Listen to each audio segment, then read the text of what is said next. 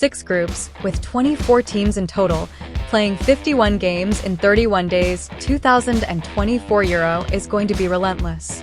To help you navigate and prepare, Gawang Pada has compiled guides to each of the groups.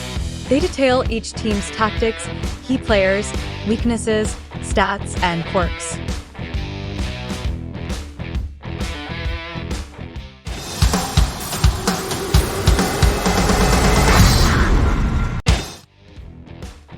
Scotland.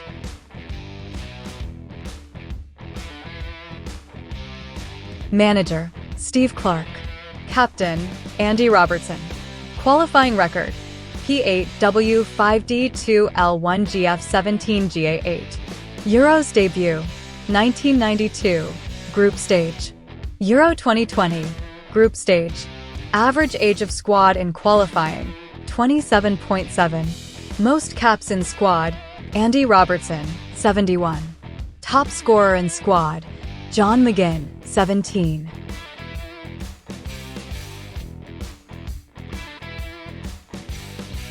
How they play, tactics and formations. Steve Clarke's contract was extended until 2026 in March. It was recognition for Scotland achieving Euros qualification and how they did it.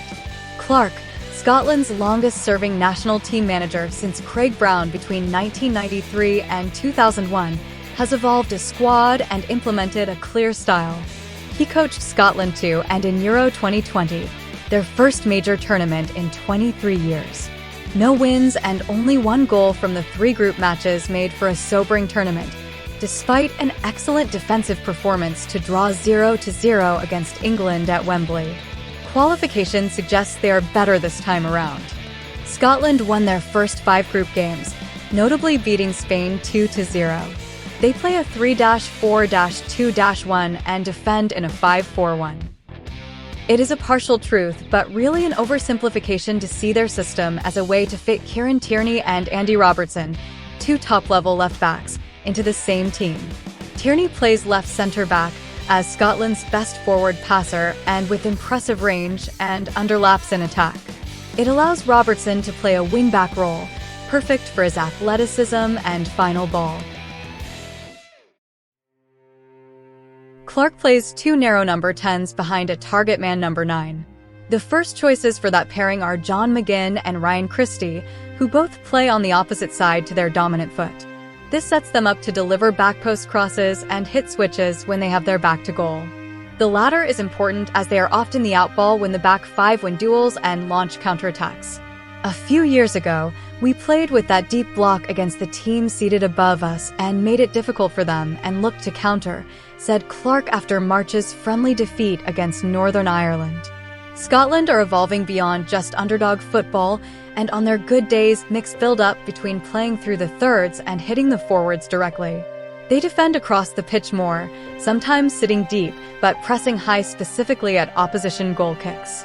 This is typically man-for-man, and they drop to a mid-block quickly if the press is broken.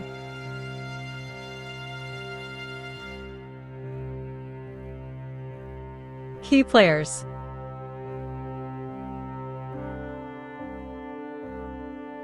McGinn is Scotland's top scorer, 17, under Clarke, playing in all but 3 of his 55 games in charge. McGinn's role varies, sometimes crashing the box, linking play in deeper positions, providing the final ball himself and offering a long shot. Scotland will benefit from McGinn going into the tournament on the back of his best-ever top-flight season, one in which he helped Aston Villa to 4th place in the Premier League, and a return to the European Cup/Champions League after 42 years. The way we play, the way the team is structured, is for that striker to help the midfield to score goals, said Clarke. This applies to Scott McTominay too. The Manchester United midfielder plays deeper than McGinn in build-up, but attacks the box as an auxiliary striker. He scored 7 of Scotland's 17 qualifying goals. I'd be lying if I said I'd expected it, said Clarke. I tweaked his position a little bit. I allowed him a little bit more freedom to get forward, and suddenly he was scoring goals.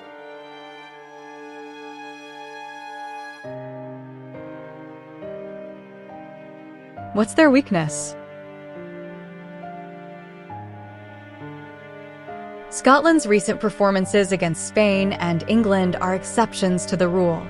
Under Clarke, they have only won once in 10 games against opponents who are in the top 20 of FIFA's world rankings.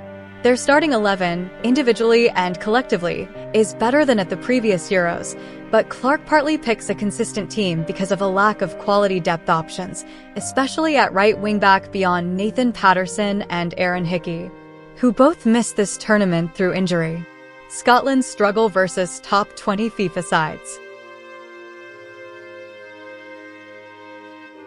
Scotland were excellent for 70 minutes in March against the Netherlands, mixing their attacking and defensive approaches, but eventually faded and lost 4-0. Before beating Gibraltar 2-0 last Monday, they had gone 7 games without a win, 19 goals conceded, for the first time since 1997-98. That run also included friendly defeats against England and France, and draws in the final 2 qualification matches after sealing their place in Germany, and quite crudely suggests a glass ceiling. Scotland are not a nation with great tournament history, with group stage exits in all 11 appearances at World Cups and European Championships. One thing to watch out for.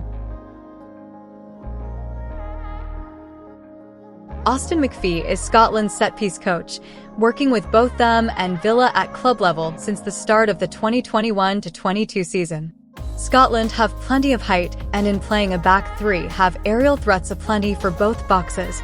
Their success, or not in defending crosses, often determines their results against better teams.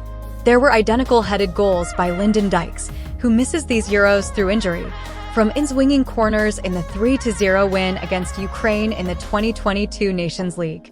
James Forrest's deliveries to the corner of the box at the near post resembled typical Villa in-swinging corners from the left. McGinn, who works with McPhee at Villa, delivers fantastic deep in-swingers from the right. That delivery created goals against Austria, Denmark, both 2021, Armenia, 2022, and, most significantly, the winner in their 3-2 victory at home against Israel in 2022 World Cup qualification.